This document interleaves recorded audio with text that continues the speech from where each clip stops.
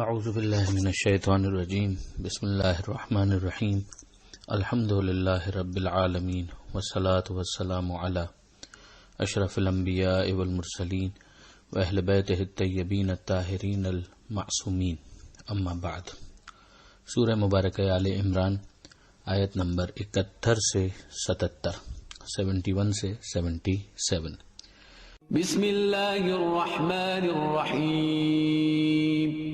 یا اہل الكتاب لم تلبسون الحق بالباطل وتكتمون الحق وانتم تعلمون۔ وقالت طائفة من أهل الكتاب آمنوا بالذي أنزل على الذين آمنوا وجه النهار واكفروا آخره لعلهم يرجعون۔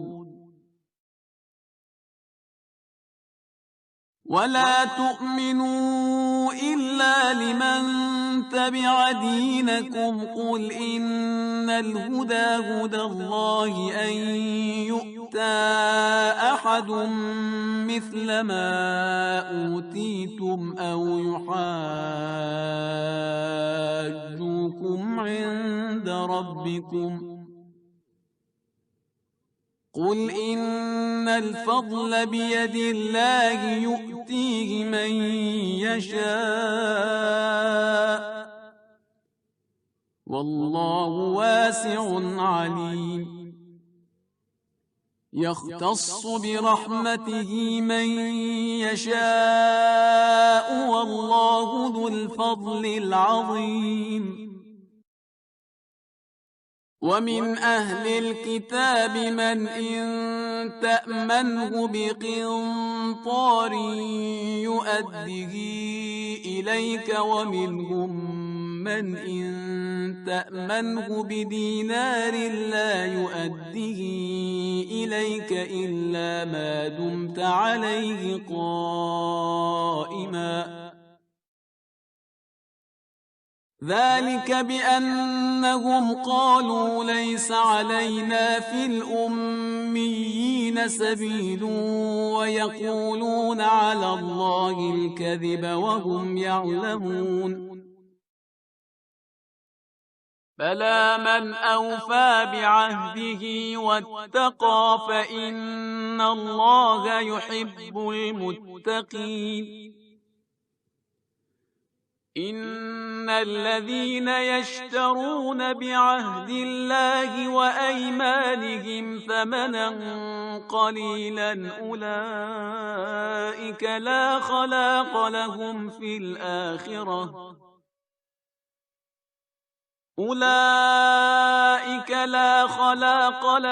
في الآخرة ولا يكلمهم الله ولا ينظر إليهم يوم القيامة ولا يزكيهم ولهم عذاب أليم۔ پہلی آیت جو صفحے پر ہمیں نظر آ رہی ہے یہ پچھلی آیت سے مربوط ہے۔ گزشتہ صفحے پر آخری آیت ہم نے یہی پڑھی تھی کہ پروردگار اہل کتاب کو یعنی یہود اور نصارہ کو مخاطب کر کے فرماتا ہے کہ تم کیوں اللہ کی آیتوں کا انکار کرتے ہو جبکہ تم اس پر گواہ بھی ہو، یعنی جانتے بوجھتے انکار کرتے ہو۔ اسی سلسلے کو آگے بڑھایا کہ اے اہل کتاب تم کیوں حق کو باطل کے ساتھ ملاتے ہو، مکس اپ کرتے ہو، آمیزش کرتے ہو۔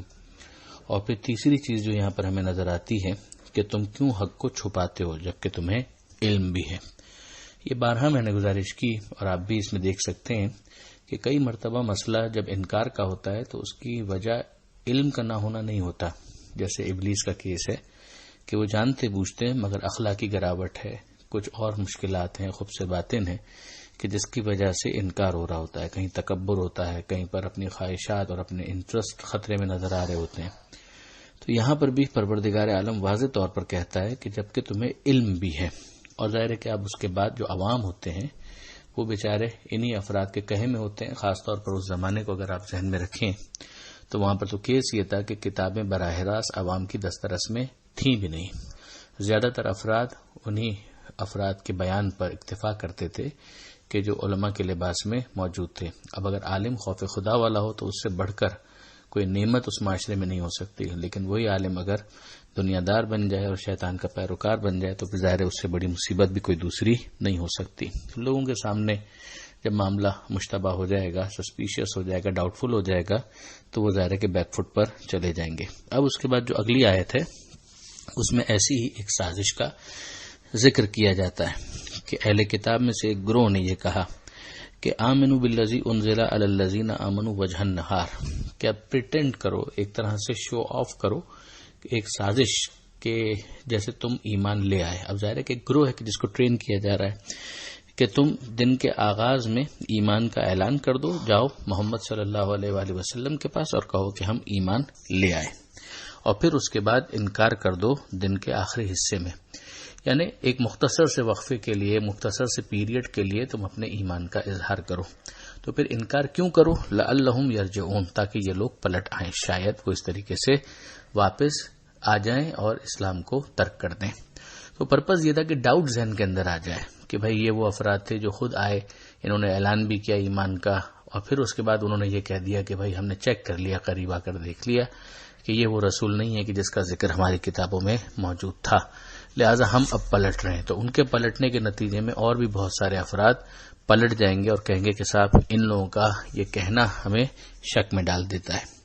تو اب اس کے بعد مزید جو جملہ اگلا ہے وہ ایک طرح سے نصیحت ہے اسی گروہ کو جو سازش کو کنڈکٹ کرنے والا تھا کہ وَلَا تُؤْمِنُوا إِلَّا لِمَن تَبِعَ دِينَكُمْ، لیکن ایسا نہ ہو کہ تم خود امپریس ہو کر وہاں پر جاؤ اور جانے کے بعد امپریس ہو جاؤ اور ایز اے ریزلٹ، نتیجے کے طور پر تم خود بھی مومن بن جاؤ. تو خبردار اس بات کو ذہن میں رکھنا کہ جو تمہارا آبائی دین ہے، جو تمہارا پرانا دین ہے، یہودیت، نصرانیت، اسی پر تمہیں باقی رہنا ہے. یہاں تک تو اس گروہ کی بات مکمل ہو گئی کہ جو اس سازش کو باقاعدہ عملی جامہ پہنا رہا تھا، پریکٹیکلی ایگزیکیوٹ کروا رہا تھا. اب اس کے بعد جواب شروع ہوتا ہے کہ قل اے حبیب ان سے کہہ دیجئے ان الہدی ہدی اللہ، کہ اصل ہدایت تو اللہ کی طرف سے ہدایت ہے. یعنی اب یہ تو اخلاقی بیماریاں ہو گئی کہ اپنے آپ کو ایگو میں رکھ کے اپنے خاندان اور اپنے انٹرسٹ کو پروٹیکٹ کرنے کے لیے پھر تو یہ دین کو استعمال کرنا ہوا. مگر یہاں پر پروردگار فرماتا ہے کہ حبیب ان سے کہیے اصل ہدایت تو اللہ کی طرف سے ہدایت ہے. تو اب اللہ کسی کو بھی دے سکتا ہے جیسا کہ تم کو دیا گیا تھا. یعنی اب یہ بنی اسماعیل اور وہی بنی اسرائیل والا معاملہ کہ یہ تم نے کیوں سمجھ لیا کہ اب اگر کوئی نبی آئے گا تو بنی اسرائیل ہی میں سے آئے گا. جس طرح سے بنی اسرائیل میں سے کسی کو نبی بنایا، اب بنی اسماعیل میں سے بنایا، تو یہ خدا کا معاملہ ہے، اس میں تمہاری مرضی نہیں چلے گی، مرضی خدا کی چلے گی. تو اب ظاہر ہے کہ جب ان کے پاس کہ جن کو خدا نے اب اس بات کے لیے منتخب کیا ہے اور جن کے لیے اعلان کیا ہے نبوت کا، تو وہ پھر خدا کی بارگاہ میں تمہارے سامنے حجت بھی کریں گے اور ان کی دلیل جو ہے بہت مضبوط ہوگی. یعنی تم یہ مت کہو کہ مثلا اگر کوئی بنی اسرائیل والا ہوگا وہی نبی ہوگا، وہی کامیاب ہوگا اور اسی کی بات خدا کی بارگاہ میں چلے گی. او یحاجوکم عند ربکم، اب اس کا نتیجہ یہ ہے کہ یہ جو مسلسل جملہ قل سے چل رہا ہے اور آگے بھی ابھی چلے گا، یہ سارے کا سارا جواب ہے. اور یہی وہ قول ہے کہ جس کو حضرت علامہ سید علی نقی صاحب نے فصل الخطاب کے اندر قبول کیا ہے. یہ ذہن میں رہے کہ بہت سارے اس حوالے سے اوپینینز تھوڑا سا ڈفر کرتے ہیں، مگر میں بات کو ہموار رکھتے ہوئے آپ کے سامنے پیش کرنا چاہ رہا ہوں. اور پھر اس کے بعد یہ بات آگے بڑھتی ہے کہ قل ان الفضل بید اللہ، کہہ دیجئے کہ فضل اللہ کے ہاتھ میں ہے. یعنی خدا جسے چاہے نبوت عطا کر سکتا ہے، یوتی ہے من یشاء، واللہ واسع علیم، اللہ وسعت والا ہے اور اللہ علم والا ہے. وہ اپنی رحمت سے جس کو چاہتا ہے مخصوص کر دیتا ہے اور اللہ صاحب فضل عظیم ہے.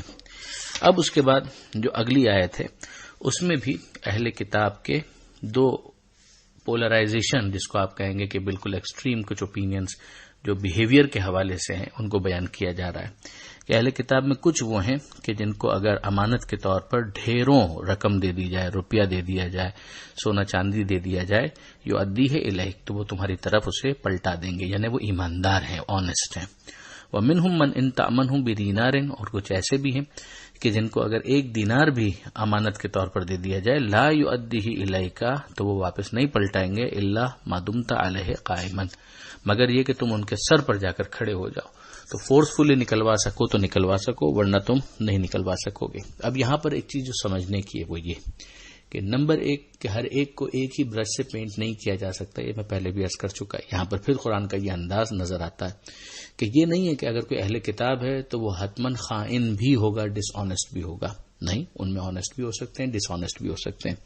اور پھر یہ بھی سمجھا دیا گیا کہ ہر جگہ شرافت سے کام نہیں چلتا، بعض ایسے بھی ہوتے ہیں کہ جن سے اپنا ہی حق لینے کے لیے ان کے اوپر پھر کھڑا رہنا پڑتا ہے۔ اور پھر اس کے بعد وجہ بیان کی جا رہی ہے کہ وہاں پر اخلاقی گراوٹ کیا تھی، کہ انہوں نے کہا کہ لیس علینا فی الامیین سبیل، کہ ہمیں یہ لوٹانے کی ضرورت ہی نہیں ہے، اس لیے کہ یہ جو غیر اہل کتاب ہیں ان کا تو کوئی اسٹیٹس ہی نہیں ہے، ان کا تو کوئی حق ہی نہیں ہے، اور یہ لوگ اللہ پر جھوٹ باندھتے ہیں اور اس بات کو جانتے بھی ہیں۔ کیوں نہیں؟